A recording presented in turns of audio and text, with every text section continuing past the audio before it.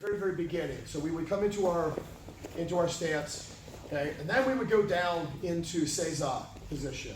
So at that moment in time, we'd go right leg down, then left, I'd cross my toes and sit.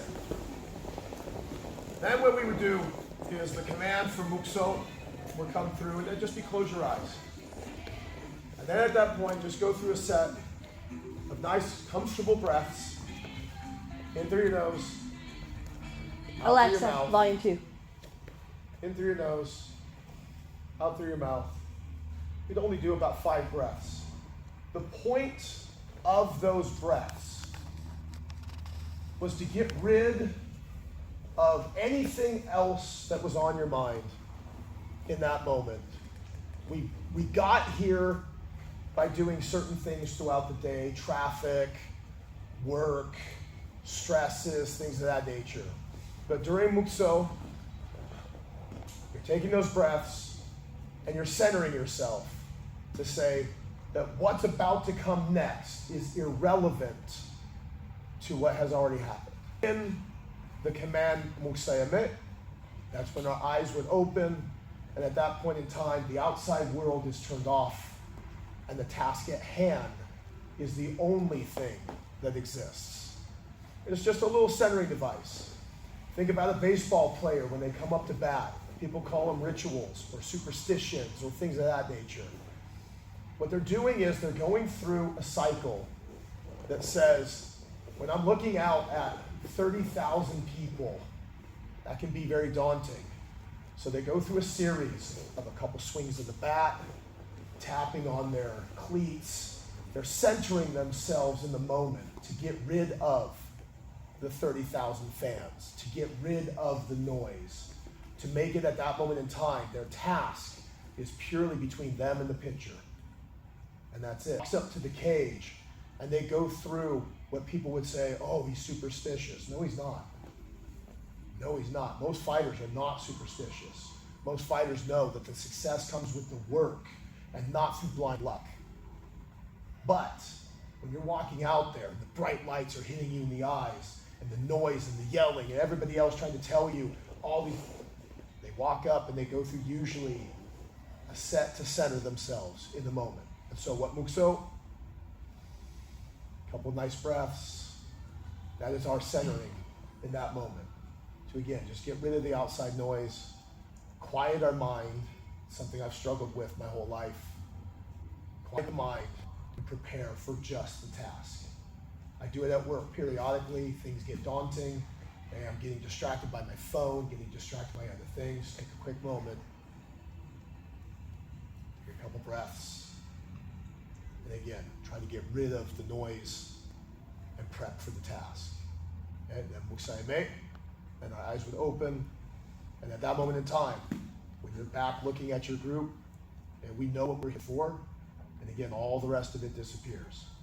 Then when we would stand up, opposite of how we went down right leg first. So then we come up, and we stand and we push back into our heel.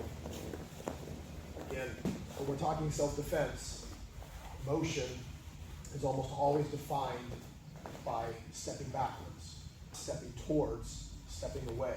So when I'm going into my then when I come back, it's going from the front to back to get into my stance. All right, so let's go ahead and wrap.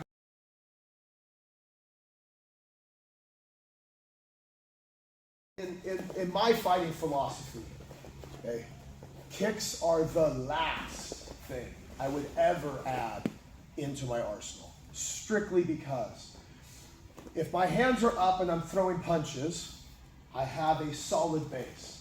If I am grappling, I have a solid base. Kicks are the first and almost only weapon that we add that makes us leave our base to be able to throw our weapon. Okay? And unfortunately, that becomes a very scary thing if you're not very good at being able to throw those kicks. They seem like something that you want to do, but again, it takes time to really learn how to do it well and how to do it properly. And once it is honed as a tool, It's an amazing tool, but in the beginning, it's going to get you in trouble.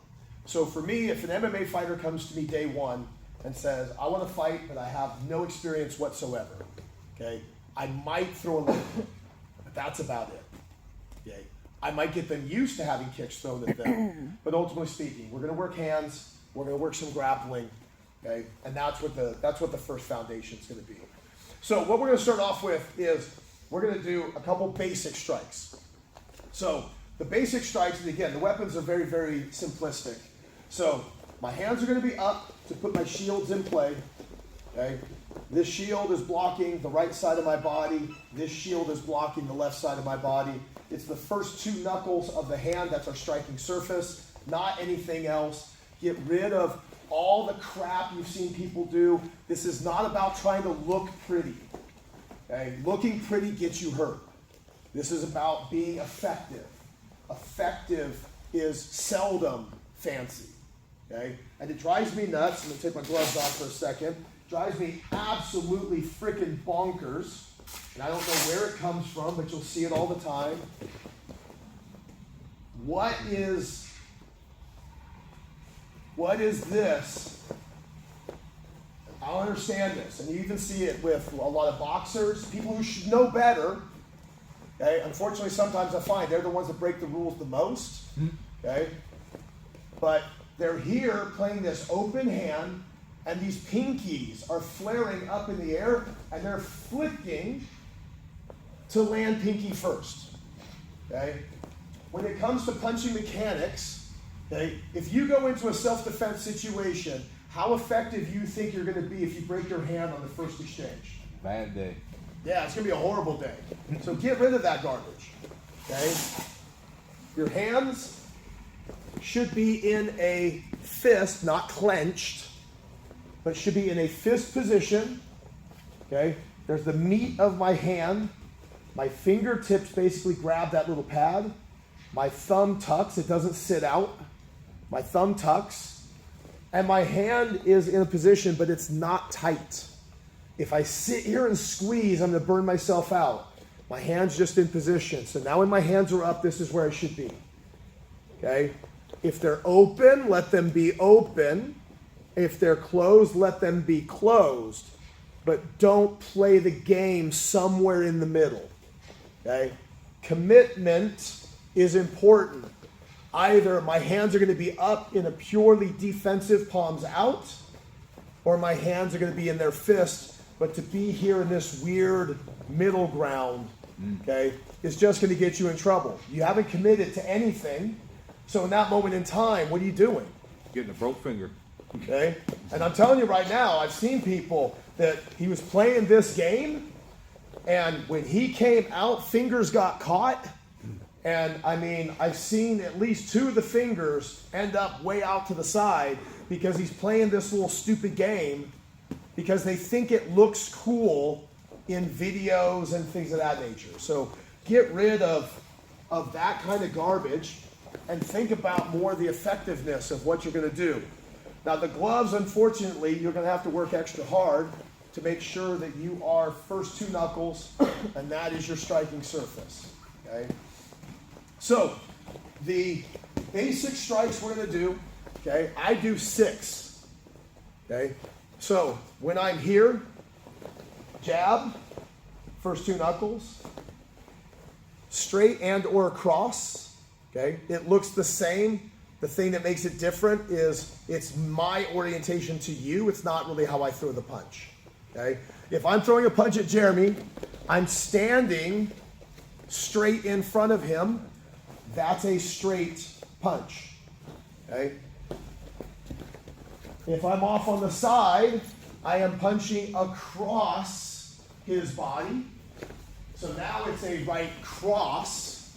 But the reality is, I throw the punch exactly the same way. It doesn't change for me. So when you hear people say, give me a right straight or a right cross, if you're shadow boxing by yourself, it's the same thing. Okay? So I'm coming out, jab, cross, hook. Okay? Now we do 2 different hooks. Okay? And the reality is, when I'm here, I go palm down, and my hook goes out as far as I can, and I'm still going to hit with those first 2 knuckles. Because the other one, when I go vertical fist, okay, that's not easy to do. That's where the punch is comfortable, but how much space did I just lose? Okay? So as the hand projects out, okay, this whole vertical fist, you're going to get more when it rotates. When I throw my hook, if I go here, vertical fist is going to be in tight. Horizontal fist, I can go out a little further. Now the question is, though, is if I'm here on a vertical fist, that's an elbow. That's why vertical hooks don't really exist in Muay Thai, because elbows exist in Muay Thai. Okay? So, jab, cross, hook. Hook with the rear hand. Okay? Now again, we don't really throw hooks with the rear hand. Why is that? Distance. Okay? Watch my space. Jab. Cross or straight. How far is it? Same.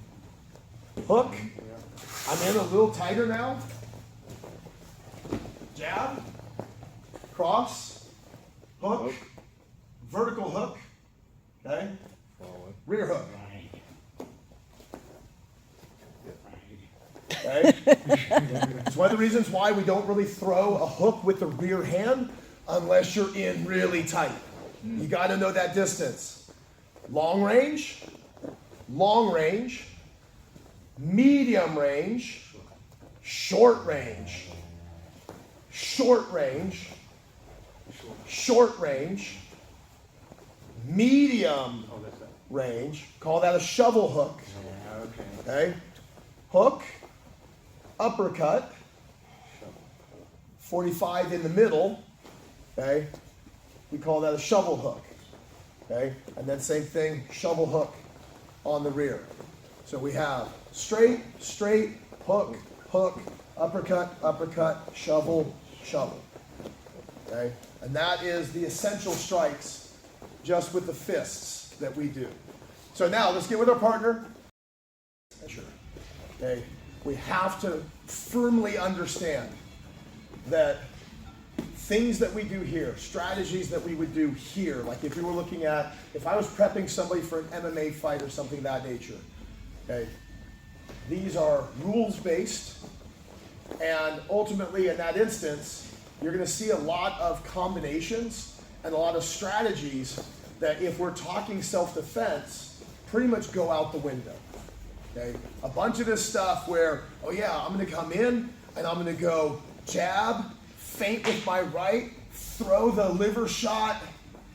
Actual street fight, that sounds fantastic, but the likelihood is that everybody headhunts.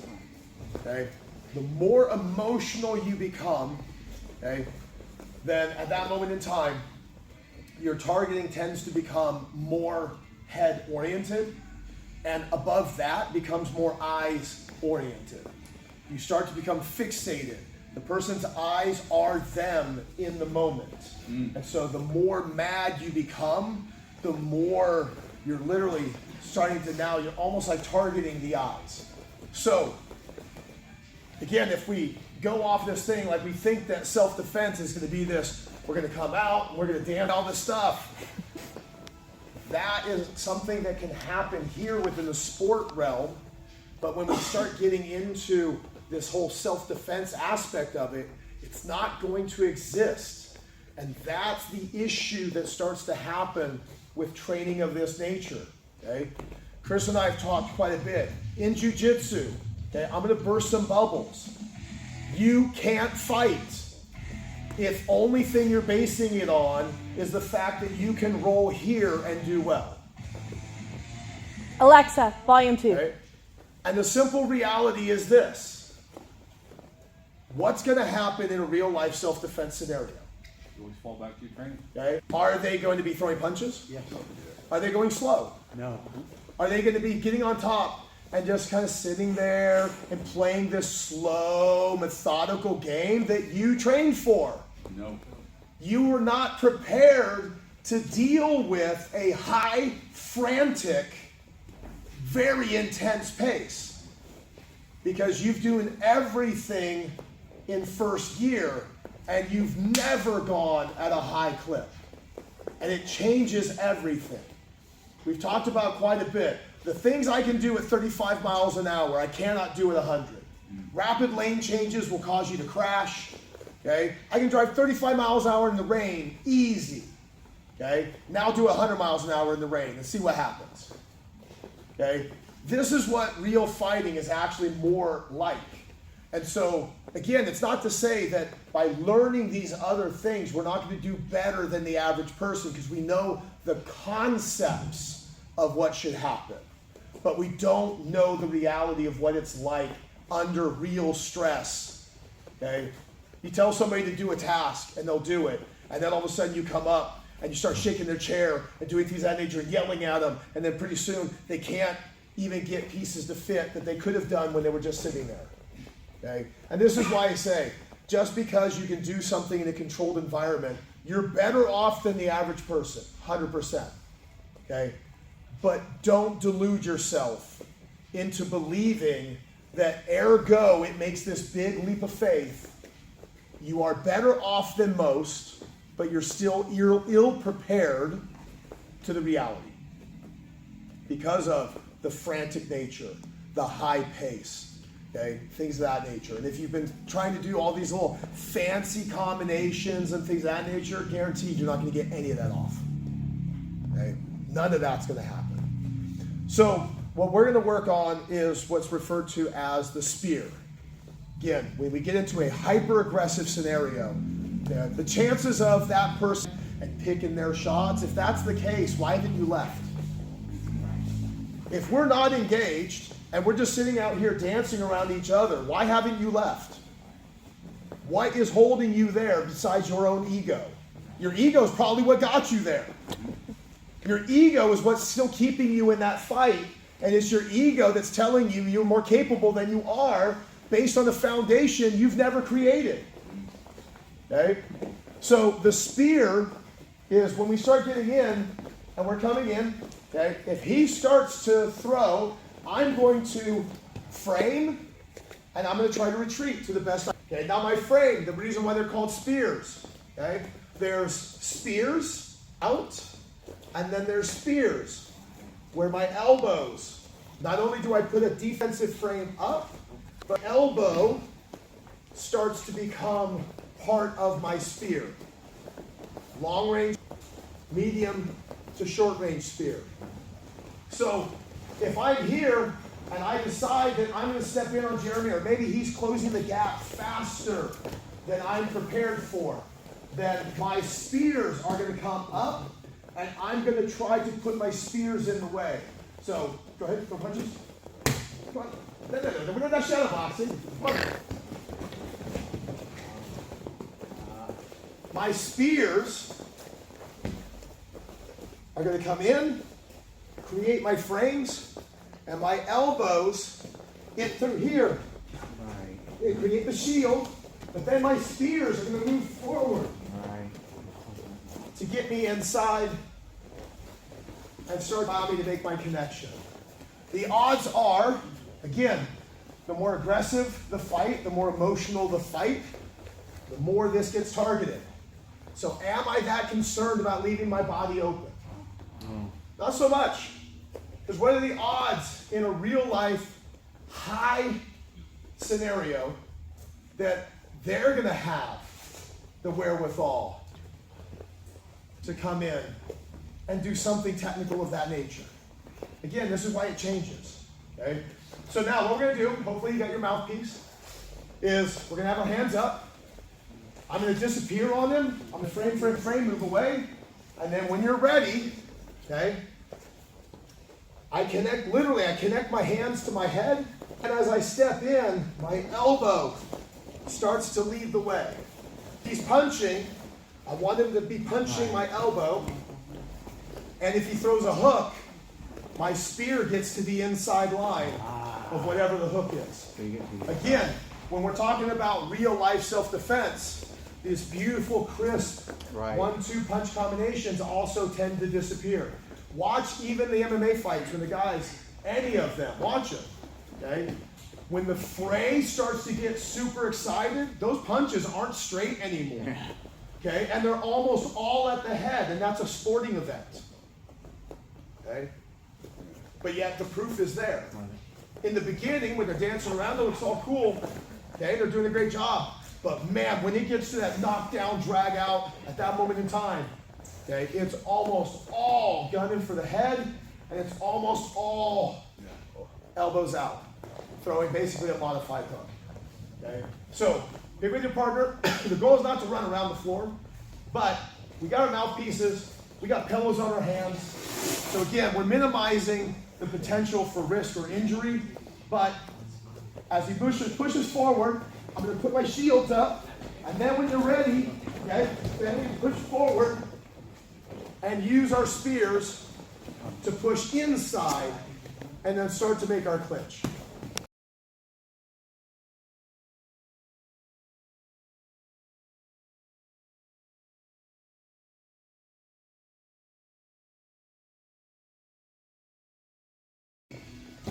Alexa, off. If it's never really done at any speed, okay, then what you've only learned is the surface level. You don't have real knowledge. And that's why it's scary. We take something and we get a little tidbit of information. And that's why, like I say, ultimately speaking, like in jiu-jitsu, boxing, kickboxing, and the like, if you're not sparring, you're not learning.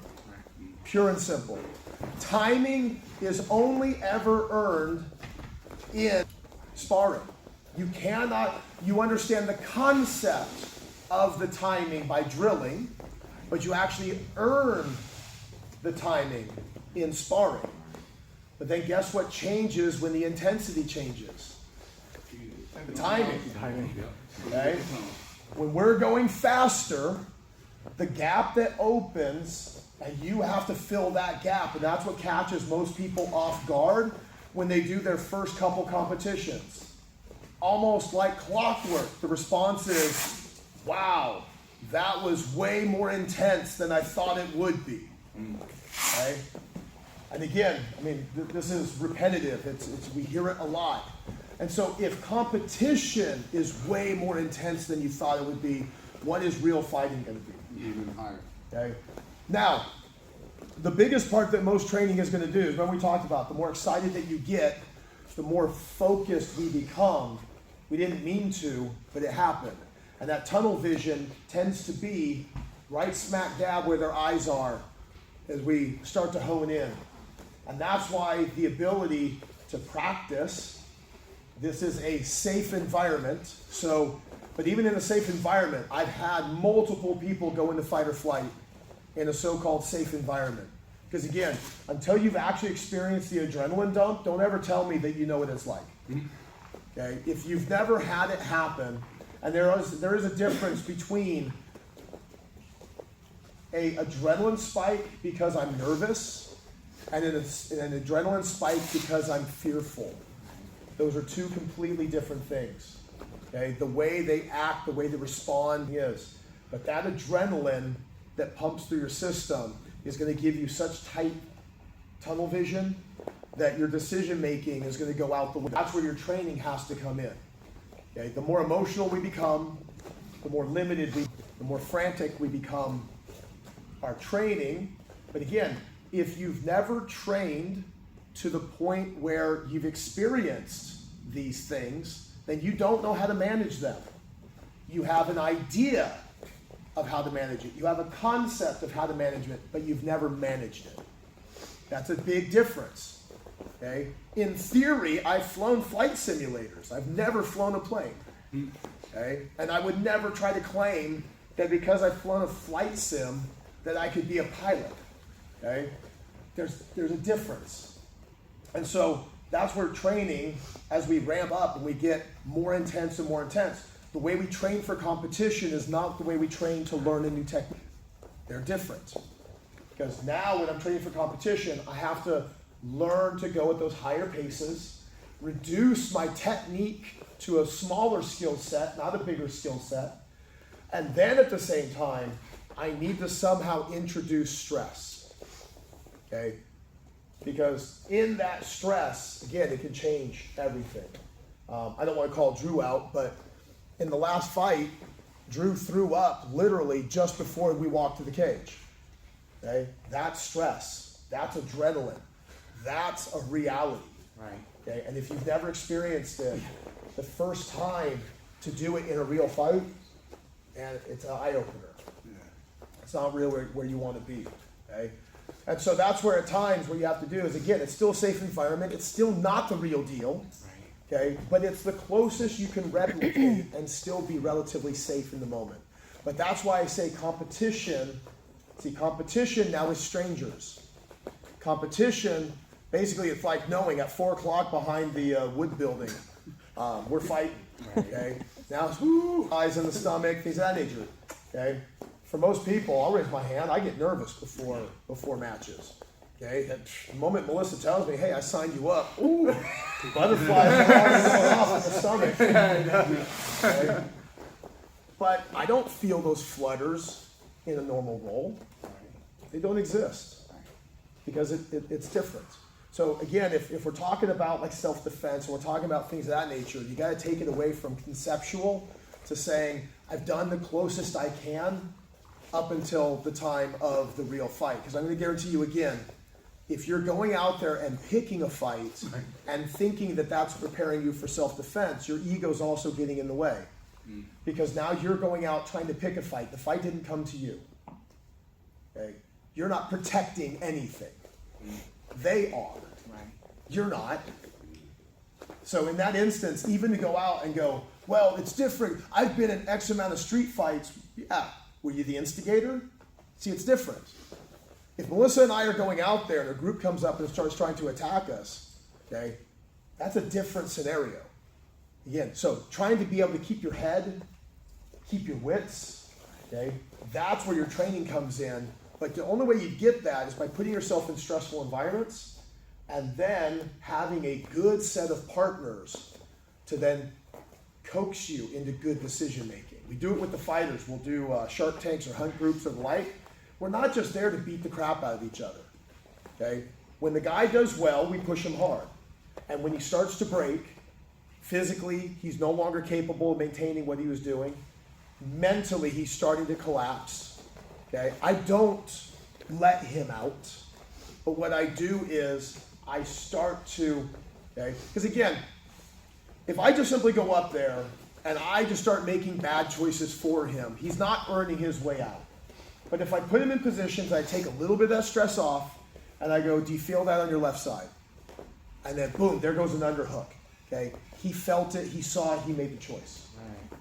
That's more likely for him to find his way out, rather than me sitting there and going, "Okay, now I'm going to move my arm and give you room to get your left underhook, get it in there." No, he didn't earn that. So he's not making smart choices. I'm doing it for him. It's like the mitt holder who's doing all the work, but the other person never threw a single punch. Okay? It's exactly the same thing. It happens in jiu-jitsu all the time. You'll be rolling with somebody, and we're like, "All right, from here," and I'll deliberately make a mistake so that they can escape. You're that mitt holder. Okay? Best bet is to say in this area, "Where's your frames?" Great. Now, once your frames are up, make them earn the position by minimizing the stress, but make them do the right choices as a result, rather than opening the gap for them and letting them escape. Because like I said, you're the mitt holder that's doing all the work. They didn't actually learn a thing. Okay? So now, we're going to go in, we're going to get our spear, okay, and we're going to go immediately into our clinch. Now, again, you have to have game plans. Even when you're thinking about self-defense, you have to have game plans. What's your game plan? Most people don't have them. Okay? Once I get into that clinch, what are we doing? Okay? Are you staying in the fight, looking to knock him out? Am I trying to take it to the ground? Am I trying to pin him up against the wall? What's your game plan?